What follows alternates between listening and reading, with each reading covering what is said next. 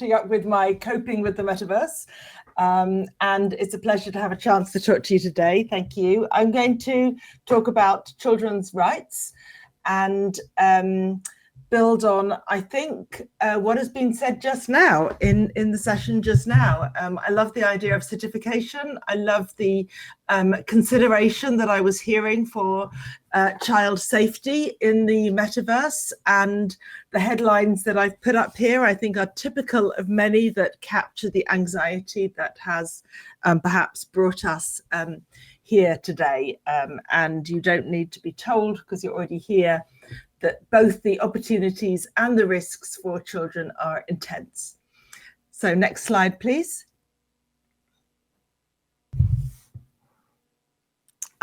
So I find that I need a normative framework with which to work out what good looks like.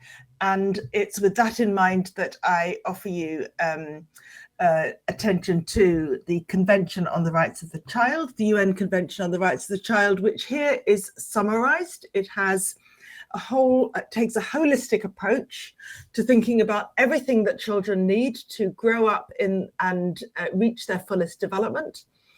It takes account of both the need for provision, the importance of participation, and the need for protection. And it does so in a way that is child-centered, holistic, and recognizes that children are not all the same. They live in incredibly diverse circumstances. They come with very different needs and resources, and questions of age and what a child rights framing calls evolving capacity are really crucial.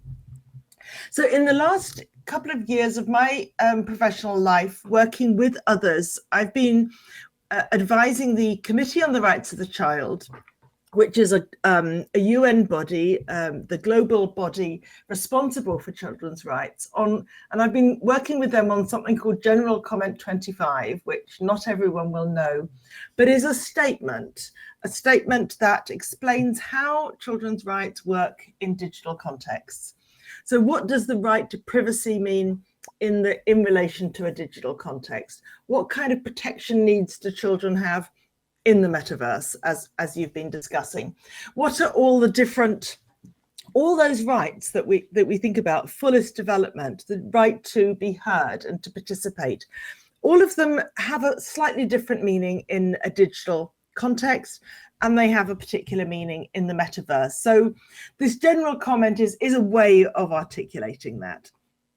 And I see it being taken up, and it's intended to be taken up by all the different players who design digital products and services, who regulate those digital products and services, who try to provoke and stimulate particular kinds of innovation, and who are charged with making sure that this is all, quote, in the best interests of the child. So the next slide, please.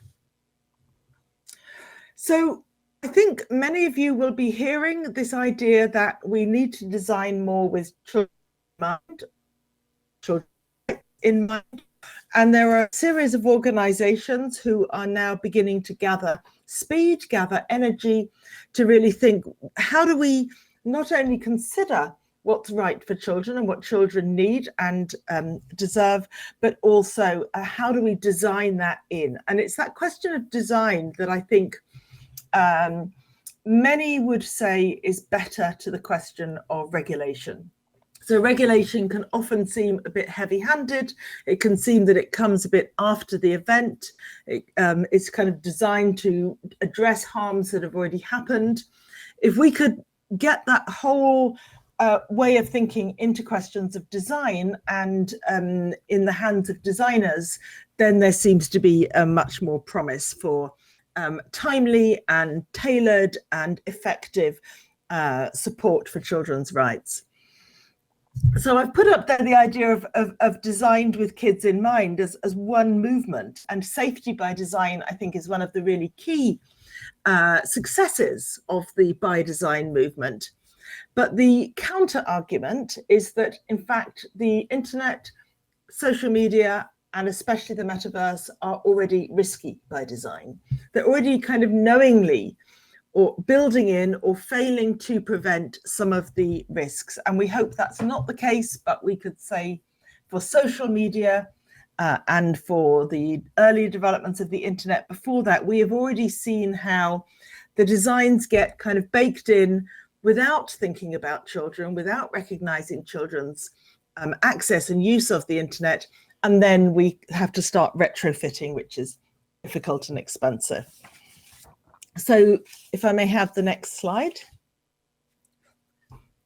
So I'd like to talk for what we're trying to do in the Digital Futures Commission, which is a London-based applied research project working with the Five Rights Foundation, trying to think about what good looks like and how to get that into the minds and hands of designers so that children's rights get baked in at the start.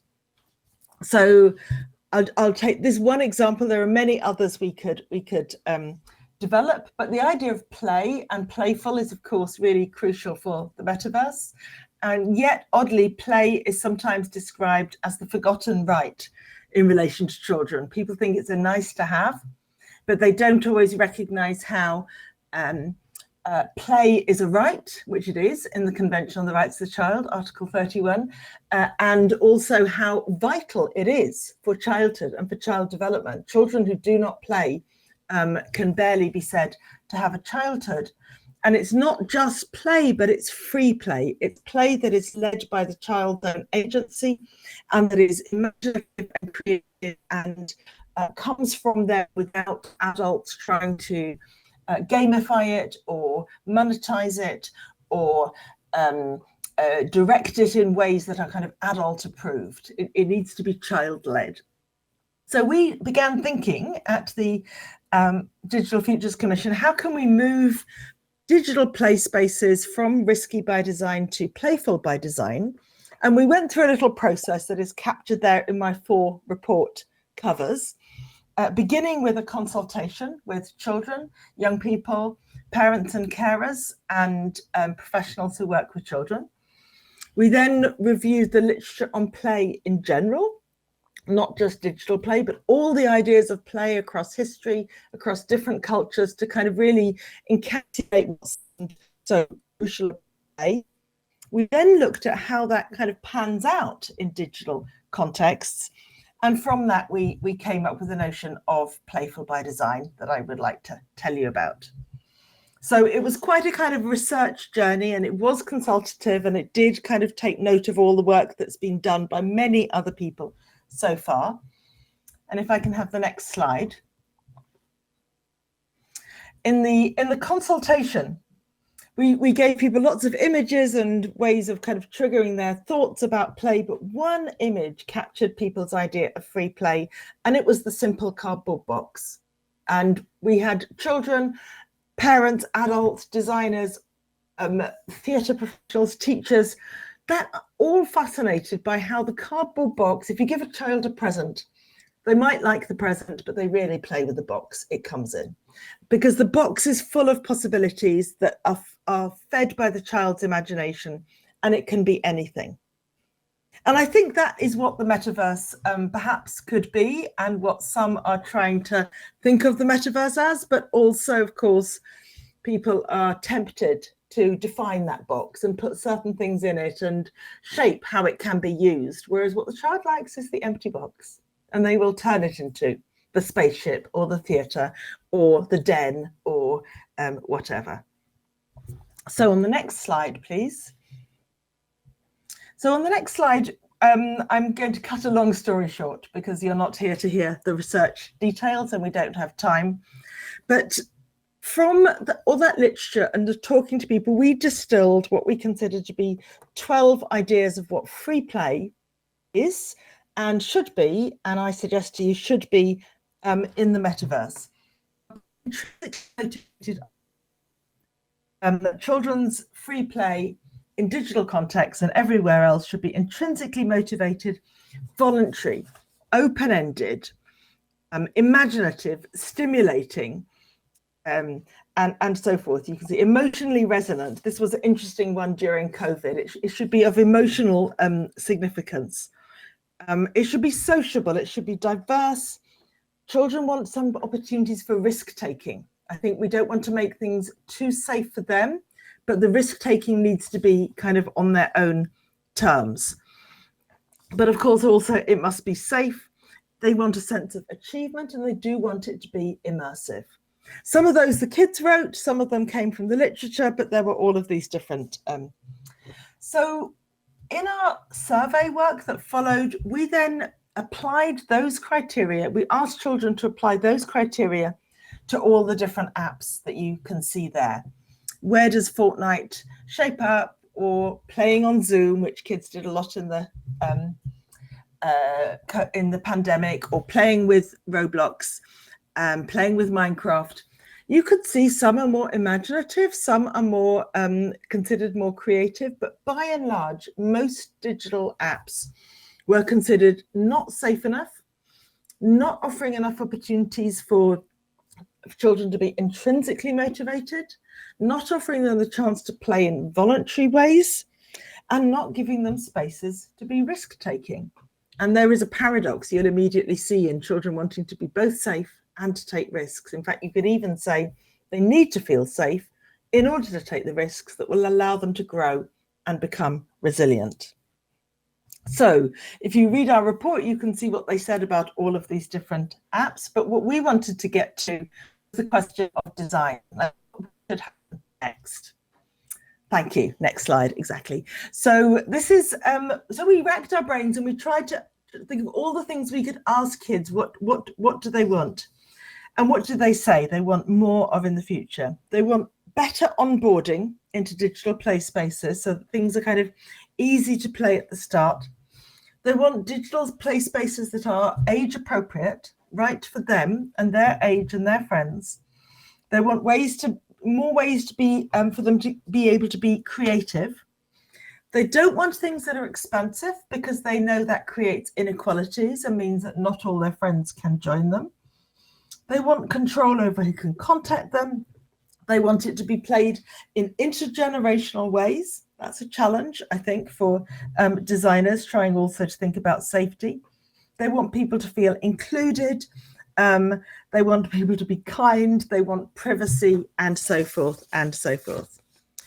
So we distilled those features, those design features, if you like, into 7 principles for playful by design. That's my next slide, please.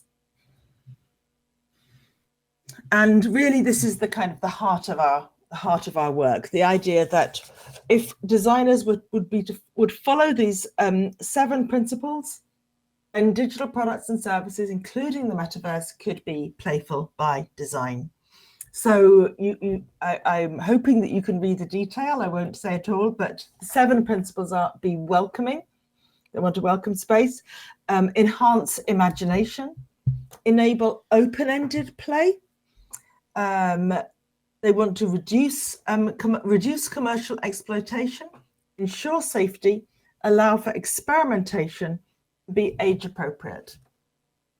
And I think that kind of matches what people hope for the metaverse, but it doesn't necessarily match the way the metaverse actually is, or is at present, or anyway, insofar as it exists already, doesn't match the way digital play spaces are already. So on the next slide, we took some of these ideas to designers. We told them the story, we told them the 7 principles we come to, we gave them an idea of what the children had said, and we kind of workshopped on a Miro board and with workshops with Post-its and so on. We workshopped what the designers could do to embrace these 7 principles. And at this point, we saw a whole series of problems. And I've just put up 2 quotes from designers that I'll read to you. One startup designer said, "When you talk about the developers, those are the guys I know who sit in Silicon Valley, who are incentivized to do anything they can to build those dopamine hits. And they don't care about the impact of what this does on children, what this does on anyone." And an Independence UX researcher told us, "The ideal, of course, is that those who think about child rights in terms of, let's go read the design guidelines, they're intrinsically motivated designers who want to make a difference. But they're the minority, right? The majority just do what they need to do, and those leading companies usually have other interests in mind, and they'll do what the regulations say. They may not go any further than that. So I think, really getting principles that I could believe in, that I hope you would believe in for Playful by Design, into the hands of designers in a way that they can really work with them and that they feel empowered to work with them and that their boss on high wants them to work. I think that's really a challenge. I feel in about the metaverse, people are coming to a consensus about what we want, but how to implement it, given the competing things that we want, that's a challenge, and given the pressures that companies are under. So my next slide, please. So we've designed a pack of cards, a deck of cards for designers. We call it our Playful by Design toolkit. And this is free for anyone who would like to go and use it. I've put up the URL there at digitalfutures.org.uk, and we've made it as a kind of game. I mean, this was really co-developed with designers, I must say, who were from small companies, large companies, startups, established. So we have our 7 principles of Playful by Design, and then we have cards which provoke the designer to think, what if, or why might I do this, or how can I implement this? And I've put them up, a photograph of them as the card deck, but they're also on a Miro board, which anyone can clone and download. And we have a series of play boards to work with for designers in teams or individually, or just to kind of have the cards on your desk and flip through them for a bit of inspiration, and they are available. So anyone who wants them, we would really love feedback at this point. We'd love to know if it is useful, if they provoke new questions and ways of thinking about children's rights and tackling some of those challenges. And my last slide, please, is my thank you with our URL and report. I would love to hear questions. Thank you so much.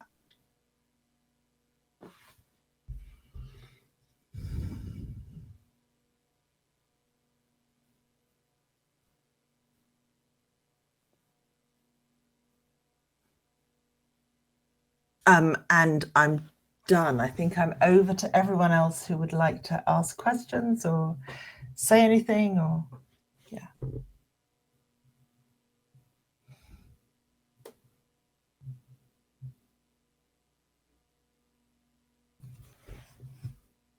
Sonia, so we do have ability to ask questions, and seems like the hand raise has been hand raise function. I'm going to toggle unmute, so you're able to now unmute, click hand raise, and if you want to ask questions from Sonia, now is your chance to ask questions. And while we wait for anyone to ask questions, Sonia, I am so thankful to you for making your way into the metaverse, into this virtual world in the avatar form, and giving the opportunity to talk to us. Seems like we have somebody who wants to ask a question. Do you want to ask a question? I don't want to ask a question because I'm afraid if any questions I ask are going to be answered later. But I do want to thank you for this event. I think it's so great, and it's something definitely that needs to be done. I'm so glad I heard about XRSI and was able to learn about your Metaverse Safety Week.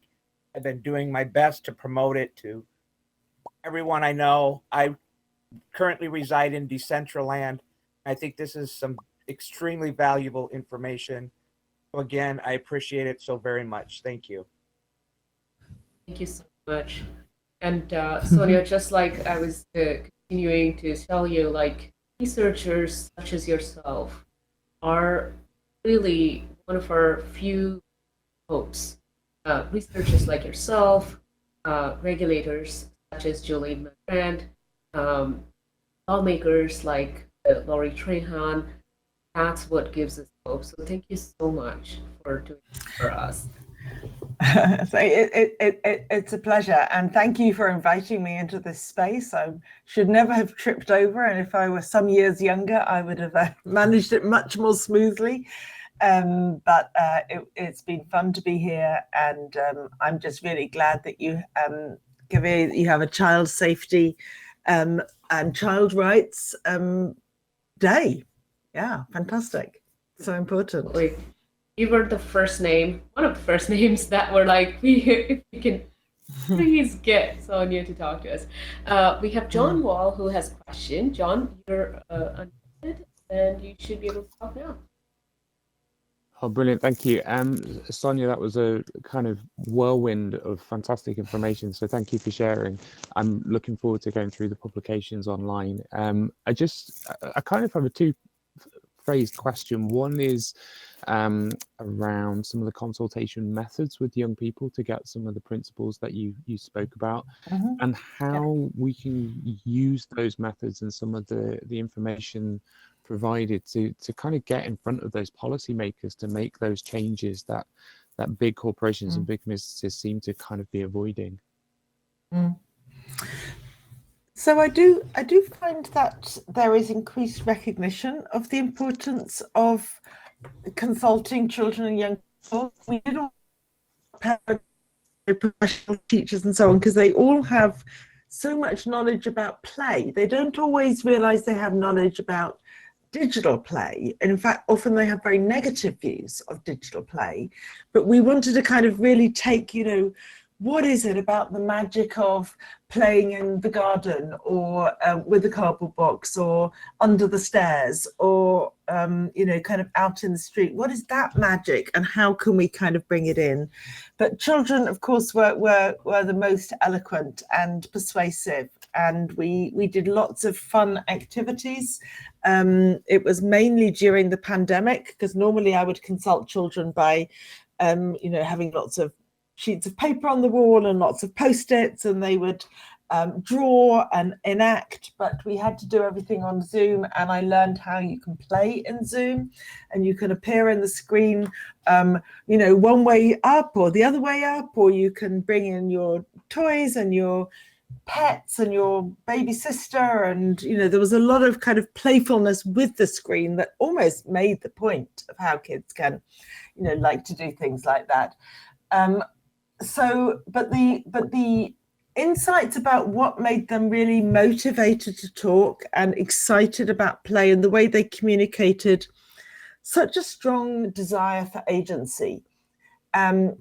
So this is something I take to those policymakers, because there's a lot of talk about children wanting to be, needing to be safe, and policymakers kind of wanting to restrict their activities or kind of lock down their possibilities. But children want to be in the world, and they want to be in the world in a playful way with others, and to feel so safe that they can explore and be a little crazy and build something that might not work, and try something out, and recover from any mistakes. And it's that's the sense that I kind of try to bring to the policymakers. Designers, I think, already know that. They already have lots of creative and imaginative ideas about what could be done, but they often work in contexts where there are some real commercial pressures, or some real brand pressures, or trade-offs. So the designers kept telling us about trade-offs. How can we allow kids to have intergenerational play if they've all got to be in a space that is just for their age group, and we keep out adults, for example, but they want to play with their grandparents, or with dad, or so these are some real design challenges, and somehow the design side and the policy side and the public, what children and families want, this is what I think we're trying to negotiate and inch forward. And it is inching forward, but I hope we're getting somewhere. So thank you for your question. Sorry, bit of a long-winded answer. No, that was fantastic, Sonia. And this is exactly why, later during the day, we have a youth panel from ICAF, an organization that actually takes the time to bring children's opinion to Capitol Hill, to allow them every year, go over there to draw, design, dance, express themselves, and in front, to express to the regulators the kind of world they want to create. And that's the organization organizing a children panel, a youth panel, to talk about the kind of metaverse they would want to see. And it's so important is to include them. Your work, truly remarkable. Thank you. Thank you so much. And we are exactly on time. So let's take a 5-minute break and we will be right back.